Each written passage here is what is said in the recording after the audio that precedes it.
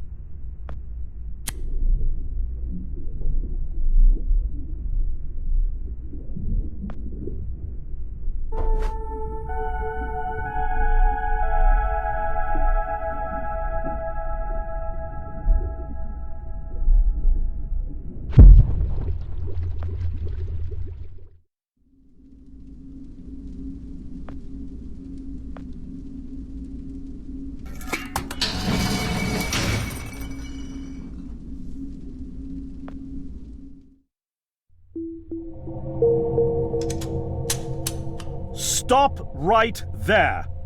Whoa, wait! Mr. Lambert, sir, it's me, Joe! I don't know you. What are you doing in my house? You sent me here, remember? I've done no such thing. For an intruder, you're not very bright, you know that? For all the commotion you caused getting in here, you might as well have brought a bulldozer. Now, you have exactly 5 seconds to explain what you're doing here, or so help me God, I'm pulling this trigger and sending you on your way. 5. I was sent here. 4. By you! 3. You told me to find you, to warn you about the end of the world. 2. You were old, with white hair, and you got shot. Oh, God, please don't shoot me, Mr. Lambert. This, you gave me this. It's an chrono. It's a time machine. I gave you that? Yes! I've never seen anything like it, but on the back, that's my family's signet. I made this? It's simply magnificent. I gave this to you? Why? Who are you? Name's Joe, sir. I'm just a janitor at the Archon building. I found you in a room with a big, round door in the basement labs this morning, and you were dying. You said you'd come from 40 years in the future to stop the end of the world. I guess I was the only one around, so you gave me this and told me to find you and tell you all this, and I've been there. The future, I mean. A bunch of times. And you were right, Mr. Lambert. Everyone's gone. My God, so it did come to pass. They really did it, those greedy goddamn bastards. I told them this would happen. Wait, I was dying? How? You said you've been shot. I had to actually find you at the morgue to get this address. Shot? By whom? No, wait. Don't say anything else. You succeeded in finding me, which means anything you tell me from this point on could alter the course of action that brought you to my doorstep. The less I know, the better. So, you've seen the future. What did you see? It's like a bad dream, sir. Everyone's gone. Buildings are coming apart. It's all just quiet. What happened, Mr. Lambert? It is Dr. Lambert. And considering all the effort you just went through to find me, not to mention bearing witness to the horrific outcome of the biggest breakthrough in the history of science, I suppose I owe you some kind of explanation.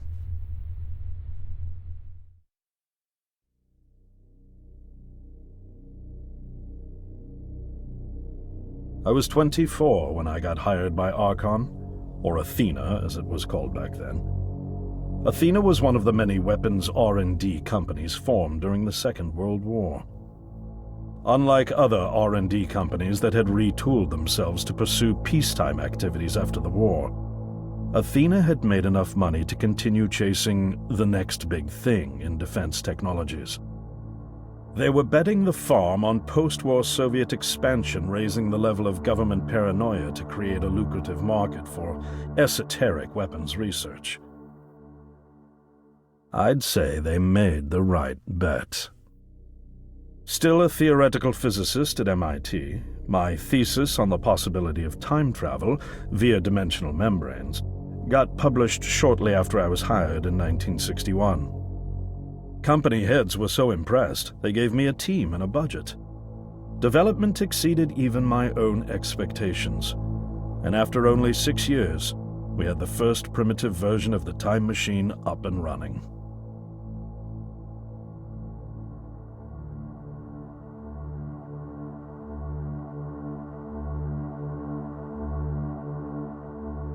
Our first successful trials involved sending simple objects into the future with a timed return. But with Archon running out of money, that was all the company bigwigs needed to secure a big fat contract with the Department of Defense. Apparently, we had sold them on the idea that the technology could be used to go back in time and strangle communism in its cradle. The reality, of course, was that it couldn't. Due to the laws of causality, you can't travel back in time beyond the point where time travel was invented. And sooner or later, we had to explain that to our benefactors. When they started pushing for progress reports, Archon management had to come clean, but instead chose to ease government concerns by claiming the technology could be used to bring back advanced weapons from the future. But this, too, was a lie.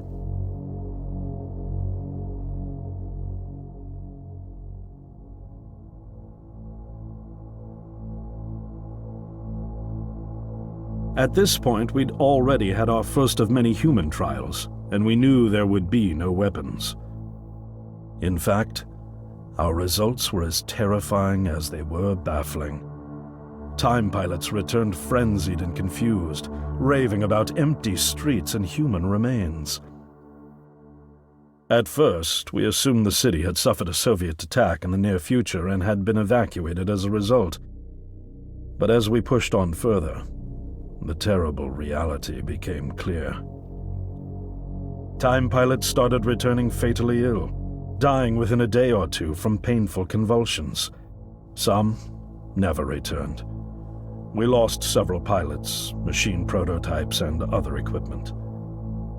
When the first contamination erupted in the lab, we were completely unprepared, losing 3 lab technicians to what we later identified as an incredibly aggressive airborne virus.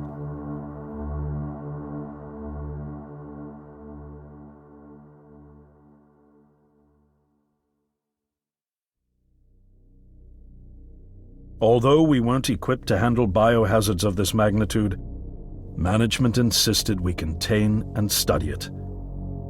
To keep our pilots and the virus alive long enough to study, we co-opted experimental cryotechnology from another project, Lazarus, and established a makeshift virus lab. Once again, the bigwigs managed to spin our setbacks into a success story for the Department of Defense, now claiming that the virus could be cultivated for use as a biological weapon. The team threatened to resign, but outrage was swiftly quenched by promises of massive salary increases and stock options. I didn't take the bribe. I'd witnessed the lethal efficiency of the virus firsthand. I knew there was only one way this was going to end, so I handed in my resignation and set up shop out here. For over a year, I've been working to recreate the technology to bring me back in time and prevent mankind's extinction from ever happening.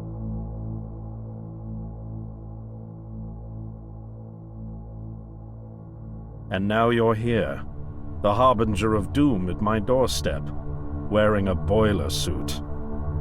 Who could have imagined that Judgment Day would begin like any other Monday in May? In any case, unfathomable as it may be that you were able to bring this information to me, knowing is only half the battle. Preventing the outbreak will require more than just your tenacity. Me? Wait, what? Yes, I'm afraid I must rely on you one more time. You must go back to Archon and prevent the outbreak.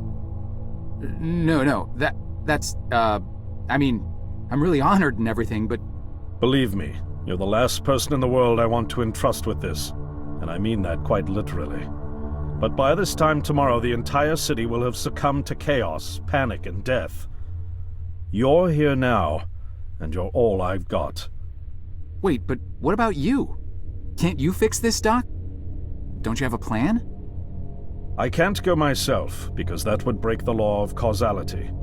The only reason you are here to warn me now is because I was there to send you. And the only reason I was there to send you is because I was able to bring my work to fruition here. But... We've no time to waste. It's the only way. You told me you found me this morning, correct? Yes, but...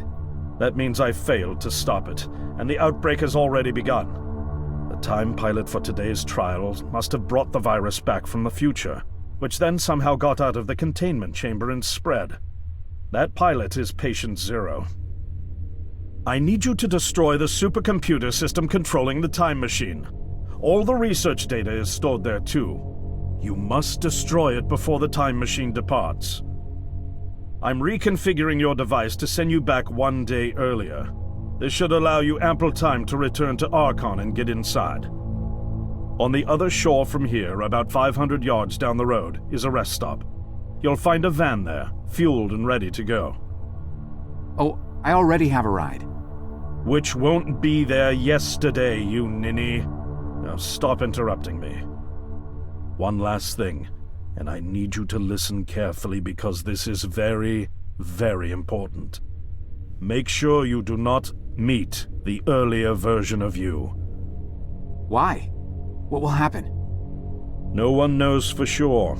It's one of the conundrums not yet accounted for. There are theories, of course.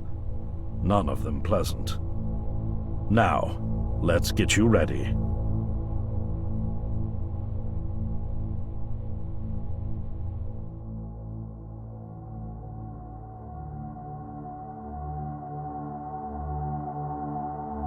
How did I get myself into this?